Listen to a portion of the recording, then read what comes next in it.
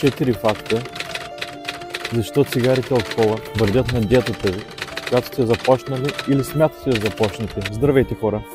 Първи фактор. Цигарите и алкохола съдържат много калории, които превръщат в мазнини и увеличават теглото ви. Втори фактор. Цигарите и алкохола намаляват апетита ви и подхранването. Може да доведе до недостиг на минерали и витамини, необходими за здравето и енергията ви. Фактор номер 3. Цигарите и алкохолът влияят на способността ви да взимате здравословни решения, като ви карат да консумирате повече храна, особено сладка и мазна, и да пропускате тренировки. Четвърти и последен фактор.